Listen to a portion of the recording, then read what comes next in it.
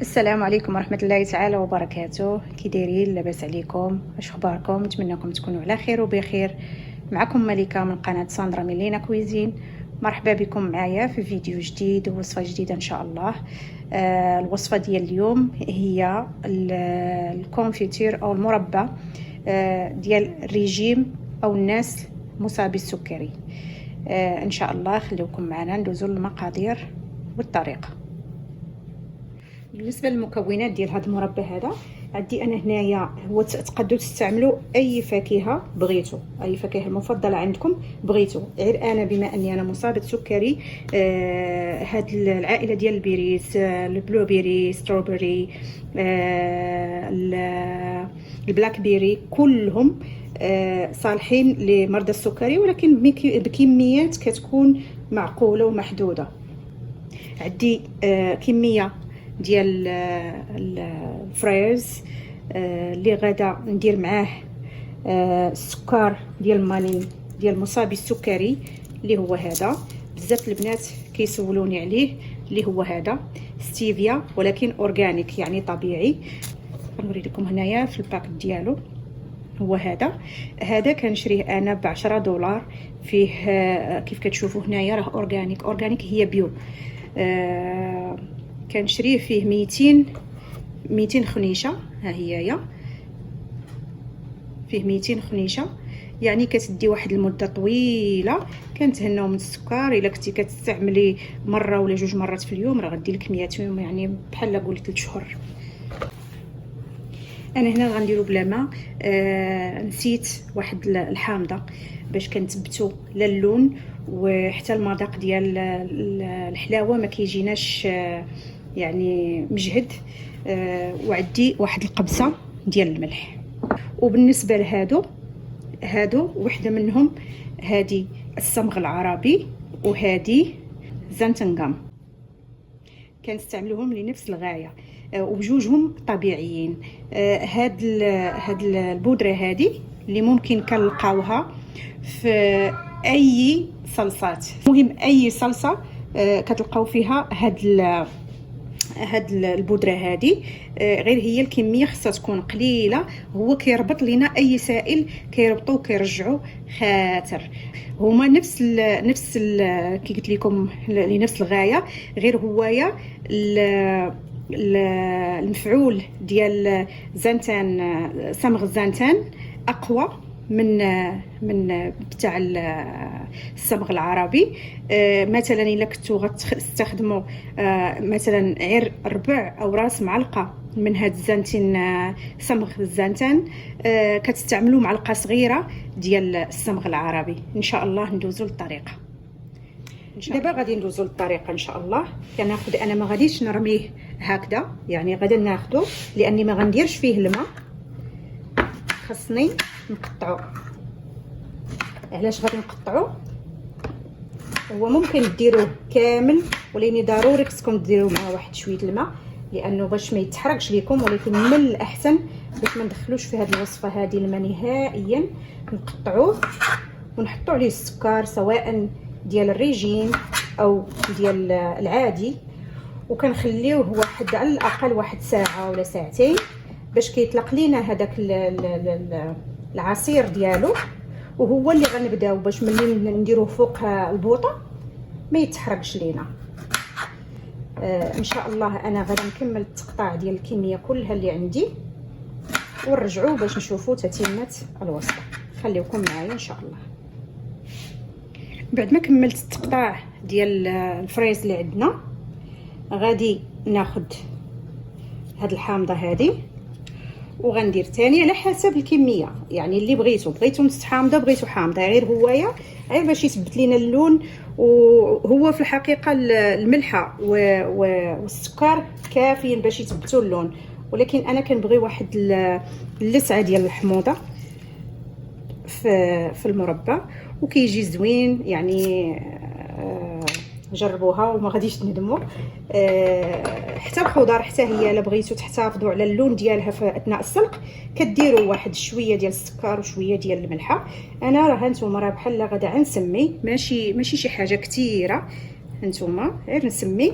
وبالنسبه ليا انا هنايا بالنسبه للسكر غندير واحد 3 ديال الساشيات كافيين، اكثر من كافيين باش يحليو ليا، لان هاد ستيفيا هادي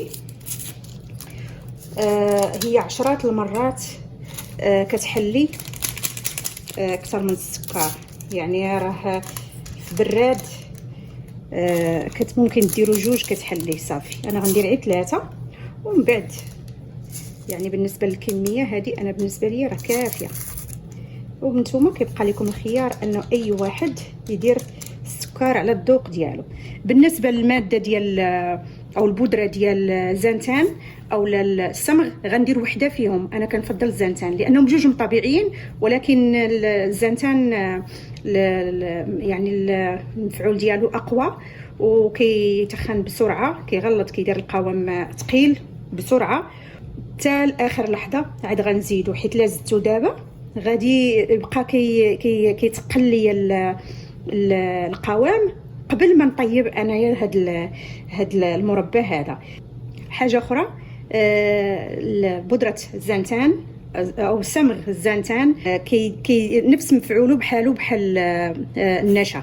يعني بالنسبه للناس اللي عندهم الحساسيه ديال النشا ممكن يديروا هذه البودره هذه يستعملوها، ولكن هي راه غير الكميه قليله. ان شاء الله غادي نوريها لكم ملي غادي يجهز لينا هذا المربى هذا. خليوكم معنا ان شاء الله، غادي نحطو فوق النار ونكملوا بقيه الوصفه. بعد مرور واحد الساعه غنشعل العافيه، غنديرها كيف الشمعه وغنخليه باش نساعدو انه يطلق هذاك العصير ديالو. ما غاداش نغطيه، انا ما بغيتش الماء يتجمع ليا، انا بغيت نشفه وفي نفس الوقت يطيب صافي. وغنخليه مره نرجع نحركه. هانتوما بعد 20 دقيقه هانتوما كيف صار هكا، وزدت العافيه لانه صافي داكشي اللي كنت كنقلب عليه انه يولي فيه هذا السائل هذا. ها هو كاع السائل ديالو خرج. غادي نزيد العافيه ونبقى هكا مره. انا ما عنديش فيه السكر عادي. نتوما بالنسبه للناس اللي غيديروا السكر عادي خصهم يبقاو يحركوا باش ما يتحرقش ليهم. وخصنا نبقاو نطيبوا فيه حتى ما كتبقاش عندنا هاد الرغوه هادي. ملي ما كتبقاش عندنا هاد الرغوه يعني راه صافي، راه المربى ديالنا صار جاهز. ان شاء الله انا غادي نبقى كنطيب فيه حتى تحيد ليا هاد الرغوه هادي، ومن بعد نرجعوا ملي نبغي نزيد البودره ديال الصمغ. خليوكم معنا ان شاء الله.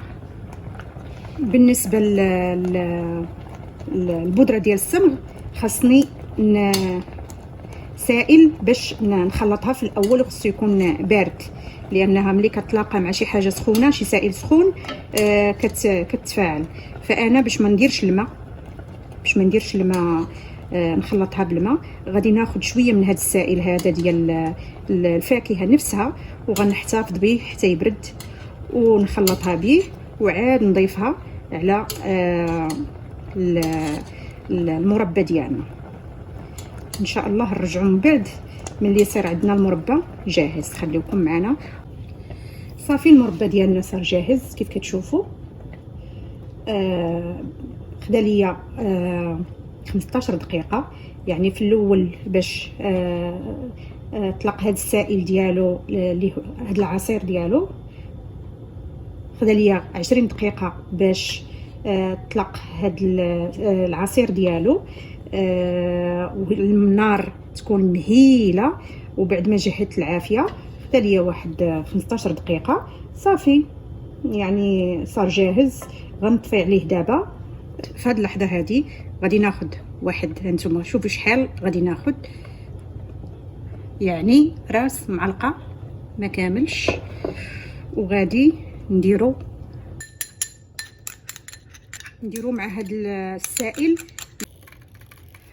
خصني ندير ليه هكا بهذا بعد ما خلطته مزيان. هانتوما كي كتشوفوا صافي. دابا غادي نزيدو على هاد المربى ديالنا. انا ما بغيتش يبقى ليا فيه هاد الطرف هادو، غادي نحاول نطحنو صافي. دابا المربى ديالنا صار جاهز. ان شاء الله نتلاقاو في الشكل النهائي ديال المربى ديالنا. خليوكم معنا. وهذا هو الشكل النهائي ديال المربى. كيجي على هذا الشكل هذا كيف كتشوفوا. هذه باقا ما برداتش شويه، باقا دافيه، ولكن هذه اللي فيها الكميه صغيره بردات شويه. مربى صحي، مواد طبيعيه، نصايبوه لوليداتنا مره علاش لا، خصوصا في المواسم ديال الفواكه. بحال دابا حنا عندنا الموسم ديال الفراوله. كنستغل هذا الموسم هذا بالنسبه لليمون، يعني اي وقت جا كناكل الفواكه في الموسم ديالها. ان شاء الله غندير به هذا المربى هذا، كنستعملوه في بزاف الوصفات. ان شاء الله غنشاركها معكم مستقبلا. كنتمنى الوصفه تكون عجباتكم، وندوزو دابا باش نشوفوا القوام ديال المربى ديالنا. غير هي كملاحظه انه الا بغيتوا القوام يكون سميك اكثر من هكايا، يكون خاتر يعني، ممكن تضيفوا الكميه ديال السمغ. انا كنديرو على حساب باش دغيا كيدهن ليا الخبز. غادي ناخذ انا هذا هو الخبز ديالي، كنستعملو هذا البطبوط بالخميره بلديه والقمح فقط، يعني الخميره بلديه والقمح فقط. غادي نشوفوا كيفاش القوام ديال هذا المربى ديالنا. هانتوما كتشوفوا ممكن هو شوفوا شحال ثقيل. ممكن الا زودتوا الكميه ديال هذاك الصمغ راه ممكن يجيكم بحال الجولي، يعني بحال يولي بحال الكيك، تقطعوه بحال الكيك. بما انه انا باغاه للدهن وباغاه لحاجات اخرين، الا استعملتو الا كثرت ليه الصمغ غادي يجيني فيه بحال الطراف. انا بغيتو هكا كيف كتشوفوا، وكدهنوه بسهوله، ما كتفرقوش بينه وبين المربى التجاري. اللهم هذا صحي وعارفين اشنو فيه، وما فيش مواد حافظه. فيه مواد حافظه طبيعيه اللي هي الليمون، حتى هو فيه يعني ماده حافظه. كنتمنى يعجبكم، وتخليوا لي الاراء ديالكم في التعاليق. كنتمنى الوصفه تكون راقتكم وتجربوها ان شاء الله. بهذا وصلنا لنهايه الفيديو ديالنا والوصفه ديالنا. كانت معكم ملكه من قناه ساندرا من لينا كويزين. خليتكم على خير، والسلام عليكم ورحمه الله تعالى وبركاته، في وصفه اخرى وفيديو اخر.